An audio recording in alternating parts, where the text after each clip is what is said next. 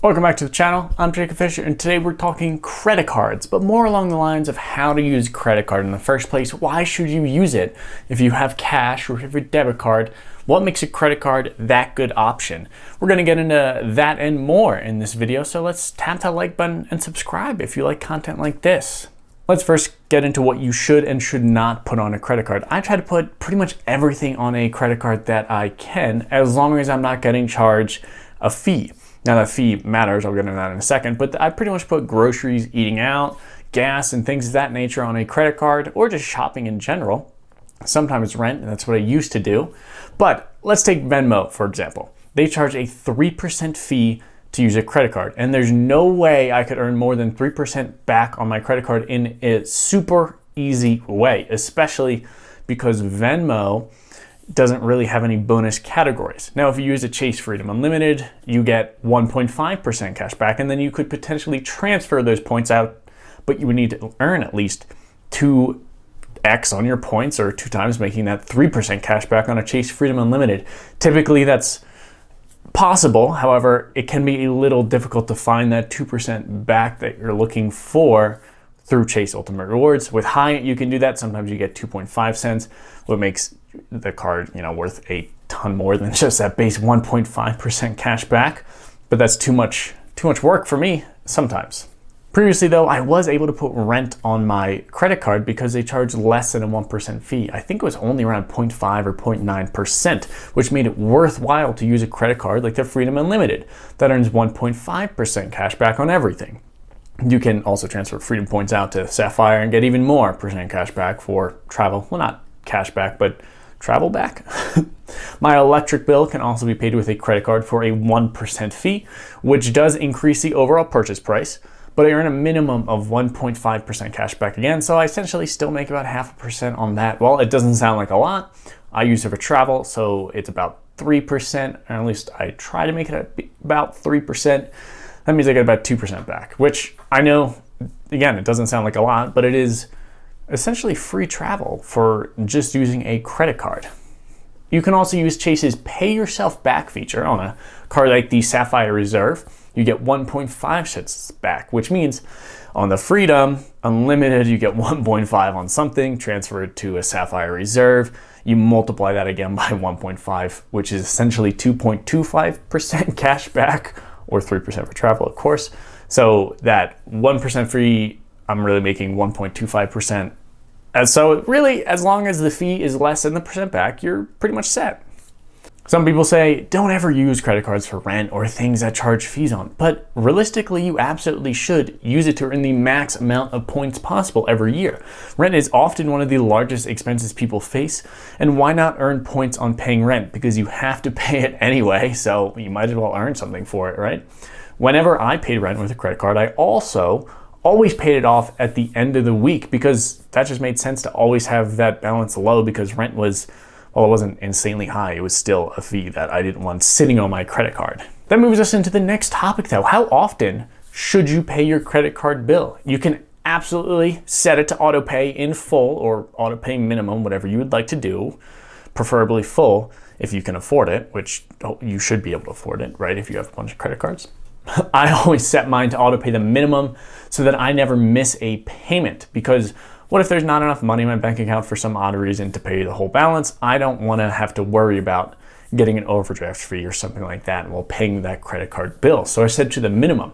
However, I pay my credit card bill every week, and I make sure to do that religiously. That way, it's always paid off. My balance is always low. Whenever it's reported to the credit bureaus, it doesn't seem like I have a very high balance, which means my utilization is low, which in turn increases my credit score.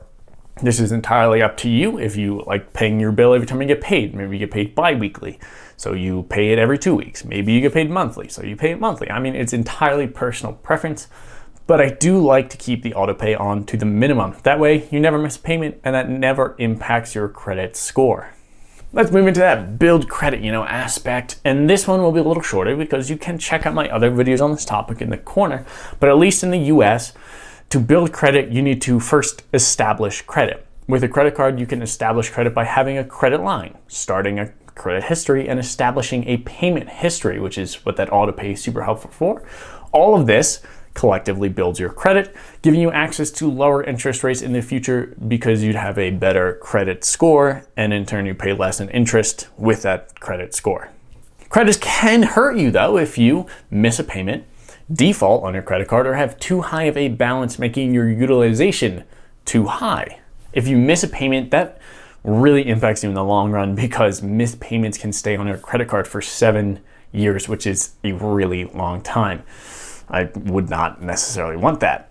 That just means you need to stay on top of your credit card balances though, and I use an app like Personal Capital. This video is absolutely not sponsored by them, but I just use it to manage all of my finances, keep track of all my credit cards, keep track of investments, keep track of cash. They actually recently just added cryptocurrency, so if you're into that, you can record your investments into crypto on Personal Capital as well.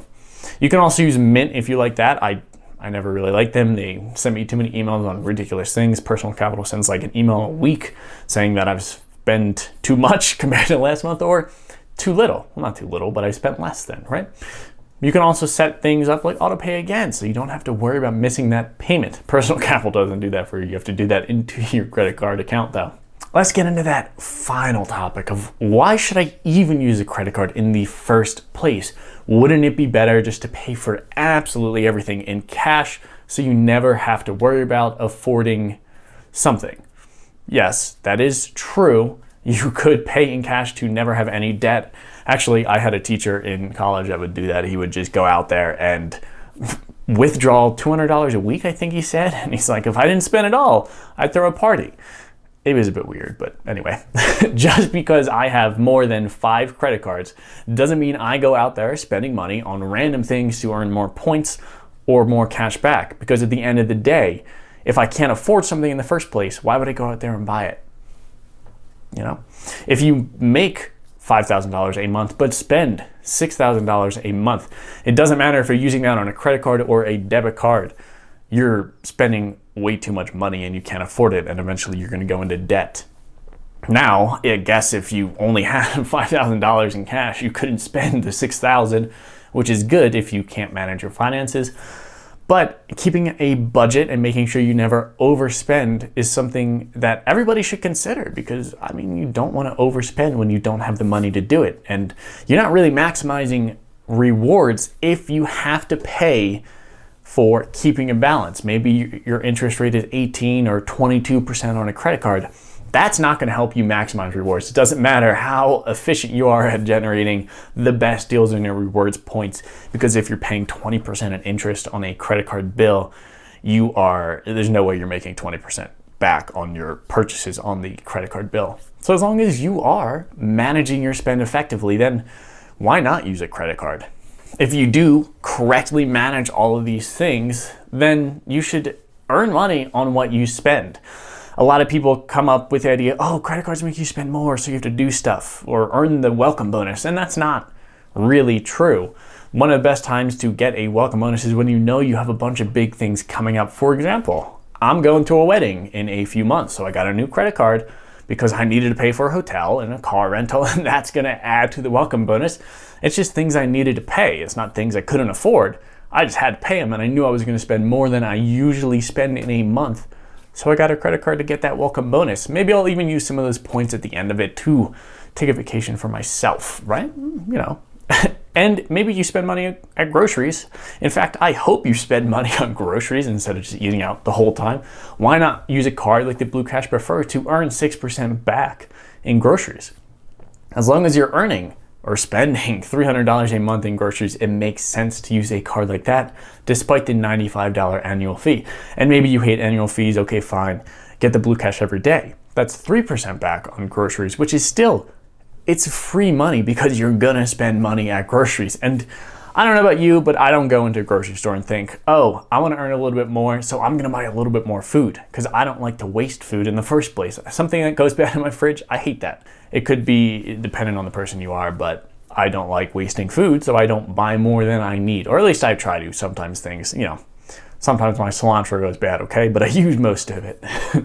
It's really just free money at the end of the day, like signing up with Webull for 2 free stocks in the link down below, or Public for free stock with them. I think they doubled their sign-up bonus actually. So it's just free money that everybody should be taking advantage of. Credit cards, that is. Now, some credit cards, again, have an annual fee, but as long as you can get more from the benefits than the annual fee, then why not go for the credit card? Let's use the Amex Platinum with a $550 annual fee. It's a lot of money in a year, but I make over at least $800 by holding the card, and I barely use it. I think I just use it to pay for flights because it earns the most for flights than any of the other credit cards that I have. And it does have a lot of travel benefits, so when I take those flights, I have a ton of benefits out of going on the flight. Like the Centurion Lounge, it's free food that I don't need to pay for in the airport in case I got there early and I, don't want to buy breakfast. I just go to the lounge and get some free food, which is really great. It's a great advantage of a credit card to have lounge access or just other things that you can take benefit or reap the benefits of. If you don't like travel credit cards, cashback is fine because you're just going to earn cash back at the end of the day, and maybe you get some, more money to invest, more money to do whatever you want with. Really, just to highlight all of that, credit cards should not hurt you. If you set up auto pay so you never miss a payment and you are not paying more for the credit card than what it provides you in benefits, and you're not increasing your spend just to justify using a credit card, because that would make no sense. Whenever I look at a credit card, I try not to use the points earning unless it's cash back and there's no annual fee, in which case it doesn't matter. If there is an annual fee, then I try not to use those points earning capabilities to justify the card, but rather the benefits that it gives me. Let me know your thoughts on credit cards and whatnot in the comments below. I upload videos on Monday and Friday on travel and finance, so if that sounds like something interesting to you, hit that little subscribe button down there. Thank you so much for watching, and until next time.